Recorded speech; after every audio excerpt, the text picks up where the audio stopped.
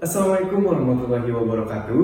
Halo Balance People, kembali lagi di program Laboratorium Akuntansi dan Keuangan Universitas Koperasi Indonesia dalam program Halo Akuntansi.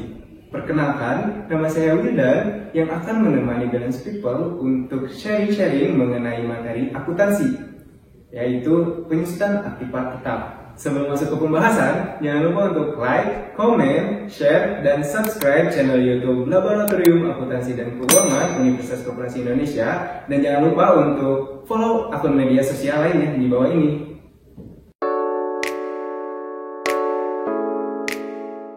Dalam kegiatan operasionalnya, perusahaan mengenal dua jenis aktiva, yaitu aktiva lancar dan aktiva tidak lancar, atau sering disebut dengan aktiva tetap. Aktiva lancar adalah aktiva yang likuidasinya itu mudah, contohnya itu seperti uang kas dan piutang jangka pendek. Sedangkan aktiva tetap adalah aktiva yang likuidasinya itu sulit, biasanya digunakan bertahun-tahun. Aktiva tetap berwujud merupakan salah satu jenis aktiva tetap. Aktiva tetap berwujud adalah aktiva yang memiliki bentuk fisik, dimiliki dan digunakan oleh perusahaan dalam melaksanakan operasi normalnya. Serta mempunyai manfaat dalam jangka atau masa kegunaan yang relatif permanen, seperti bangunan, mesin, dan kendaraan. Aktiva-aktiva tetap berwujud tersebut akan mengalami penurunan, entah itu karena usia atau sering digunakan. Kondisi inilah yang disebut dengan penyusutan aktiva tetap. Di dalam dunia akuntansi, penyusutan aktiva tetap wajib dihitung untuk memastikan nilai real aset perusahaan. Dalam menghitung penyusutan, dapat dicatat dan dilaporkan dengan menggunakan metode-metode, yaitu ada metode garis lurus, metode saldo menurun, metode angka tahun, dan metode satuan kegiatan atau unit output.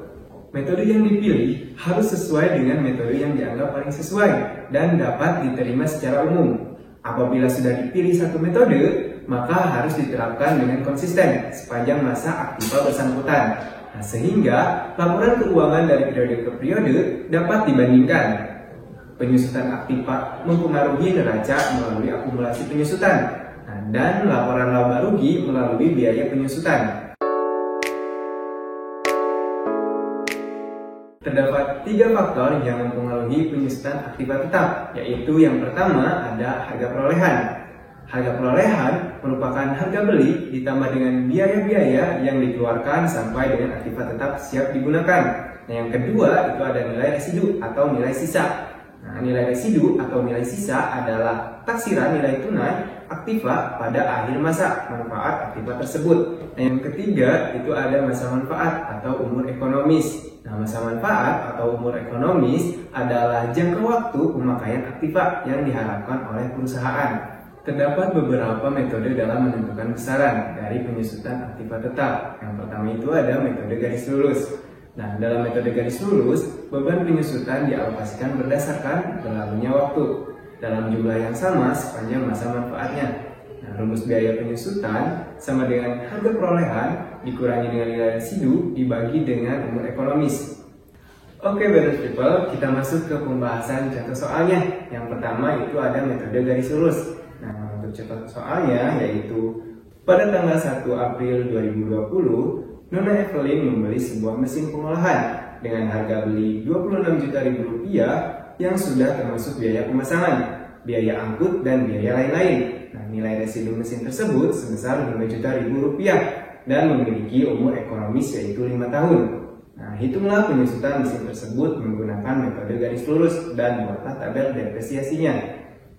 Untuk biaya depresiasinya itu ada biaya depresiasi dengan rumus harga perolehan dikurangi dengan nilai residu dibagi dengan umur ekonomis. Biaya depresiasinya itu untuk harga perolehan sebesar 26 juta dikurangi dengan 5 juta itu untuk nilai residu dibagi dengan umur ekonomisnya yaitu 5 tahun. Itu menghasilkan Rp4.200.000. Oke, Balance People, setelah menghitung biaya depresiasi, kita masuk ke dalam tabel depresiasi. Di dalam tabel depresiasi itu ada tahun, ada harga perolehan, ada biaya depresiasi, ada akumulasi depresiasi, dan ada nilai buku. Pada tahun pertama, yaitu untuk harga perolehan sebesar Rp26.000.000, untuk biaya depresiasinya sebesar Rp4.200.000, untuk akumulasi depresiasinya itu sebesar Rp4.200.000, itu didapat dari biaya depresiasi pada tahun pertama. Nah, untuk nilai bukunya itu dari harga perolehan dikurangi dengan akumulasi depresiasi, menghasilkan sebesar tahun pertama Rp21.800.000. Nah, untuk pada tahun kedua itu untuk harga perolehan sebesar 26 juta dengan biaya depresiasinya 4.200.000 dan akumulasi depresiasinya itu 8.400.000, didapat dari akumulasi depresiasi pada tahun pertama sebesar 4.200.000 ditambah dengan biaya depresiasi pada tahun kedua sebesar 4.200.000, menghasilkan Rp8.400.000. Nah, untuk nilai buku sebesar 17.600.000 itu dari harga perolehan dikurangi dengan akumulasi depresiasi. Nah, untuk pada tahun ketiga itu ada harga perolehannya sebesar 26 juta, untuk biaya depresiasinya 4.200.000, untuk akumulasi depresiasinya itu sebesar 12.600.000, didapat dari 8.400.000 ditambah dengan biaya depresiasi sebesar 4.200.000. Nah, untuk nilai bukunya itu sebesar 13.400.000, didapat dari harga perolehan dikurangi dengan akumulasi depresiasi sebesar 12.600.000, menghasilkan nilai buku 13.400.000. Nah, untuk tahun keempat yaitu ada 26 juta di harga perolehan, biaya depresiasinya itu 4.200.000 dan akumulasi depresiasinya sebesar 16.800.000, didapat dari 12.600.000 ditambah dengan 4.200.000, menghasilkan 16.800.000. Nah, untuk nilai bukunya sebesar 9.200.000 itu didapat dari harga perolehan dikurangi dengan akumulasi depresiasi, yaitu 26 juta dikurangi dengan 16.800.000, menghasilkan 9.200.000. Oke, pada tahun kelima, yaitu tahun terakhir, ada harga perolehan sebesar 26 juta dengan biaya depresiasinya sebesar 4.200.000 dan akumulasi depresiasinya itu sebesar 21 juta, itu didapat dari 16.800.000 ditambah dengan 4.200.000, menghasilkan 21 juta. Dan nilai bukunya sebesar 5 juta, itu didapat dari harga perolehan dikurangi dengan akumulasi depresiasi, yaitu 26 juta dikurangi dengan 21 juta, menghasilkan nilai buku 5 juta. Oke, balance people, kita masuk ke pembahasan contoh soal yang kedua, yaitu ada metode saldo menurun. Nah, untuk saldo menurun ini ada rumusnya, yaitu rumus persentase penyusutan sama dengan 100% dikali 2 dibagi dengan umur ekonomis. Nah, untuk contoh soalnya itu ada pada tanggal 1 April 2020, Nona Evelyn membeli sebuah mesin pengolahan dengan harga beli 26 juta yang sudah termasuk biaya pemasangan, nah, biaya angkut dan biaya lain-lain. Nilai residu mesin tersebut sebesar 5 juta dan memiliki umur ekonomis yaitu 5 tahun. Hitunglah penyusutan mesin tersebut menggunakan metode saldo menurun dan buatlah tabel depresiasinya. Ada persentase sama dengan 100% dikali 2 dibagi dengan umur ekonomis, yaitu sama dengan 100% dikali dengan 2 dibagi dengan 5, yaitu menghasilkan 40%. Oke, balance people, untuk menghitung biaya depresiasi per tahunnya dengan rumus tahun N sama dengan persentase dikali dengan harga perolehan dikurangi dengan nilai residu. Nah, balance people, jangan lupa untuk menghitung terlebih dahulu yang ada pada dalam kurung.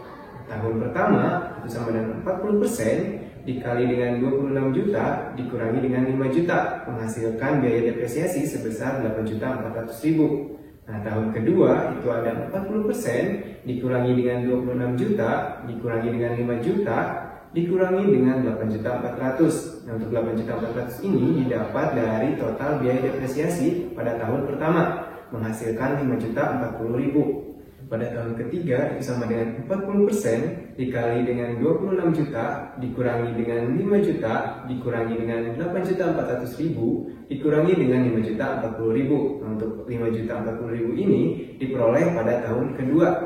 Nah, menghasilkan sebesar 3.024.000. Nah, pada tahun keempat sama dengan 40% dikali dengan 26 juta dikurangi dengan 5 juta dikurangi dengan 8.400.000 dikurangi dengan 5.040.000 dikurangi dengan 3.024.000. Untuk 3.024.000 ini didapat dari tahun ketiga.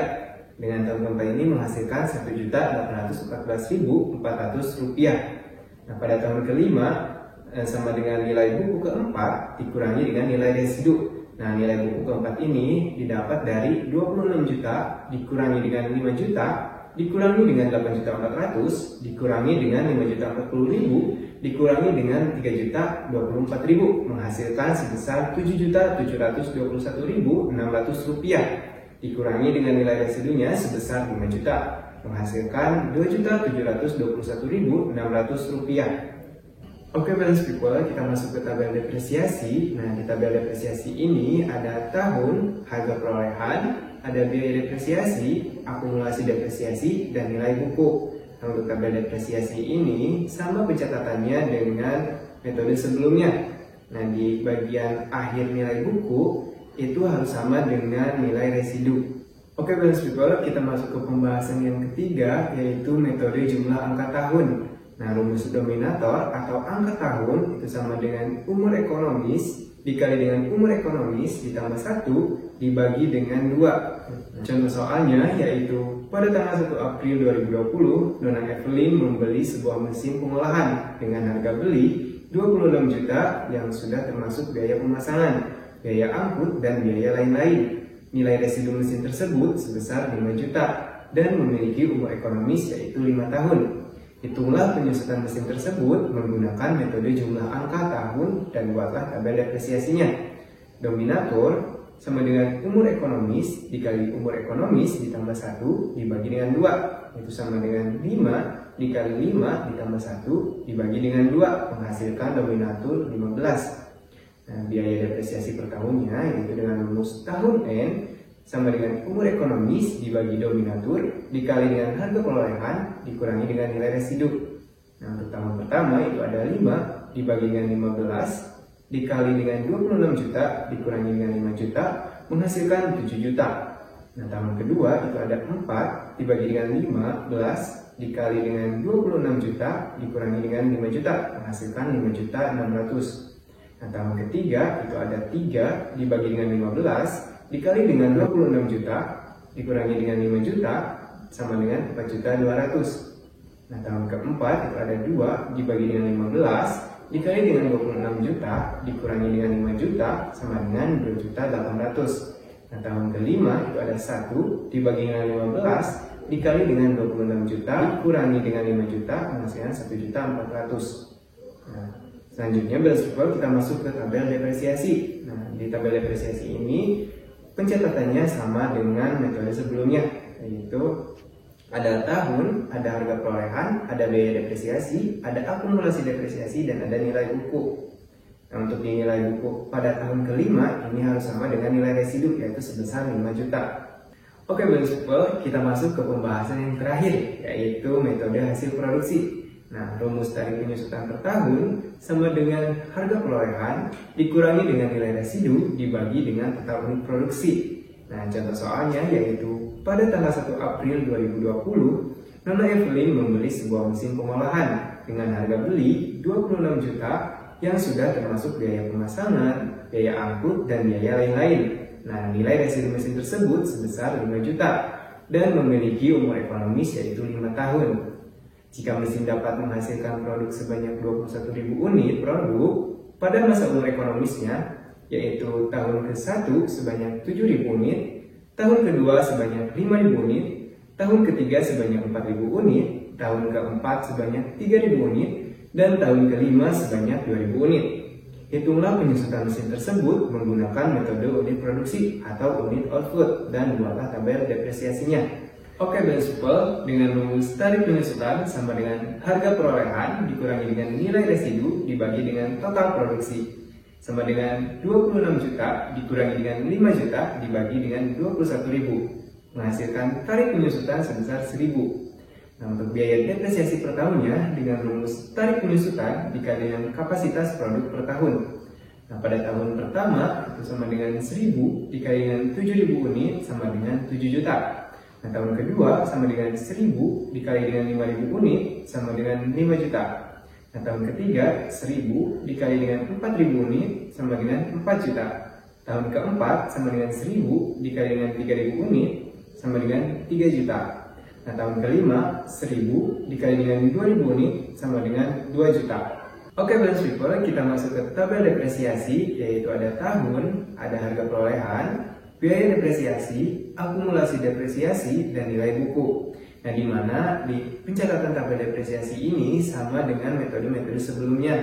Nah, untuk nilai buku pada tahun kelima ini harus sama dengan nilai residu, yaitu sebesar 5 juta rupiah. Oke, balance people, untuk pembahasan materi dan contoh soal dicukupkan. Semoga materi yang disampaikan dapat bermanfaat bagi balance people. Nah, bagi balance people yang mau request materi selanjutnya, boleh chat di kolom komentar ya.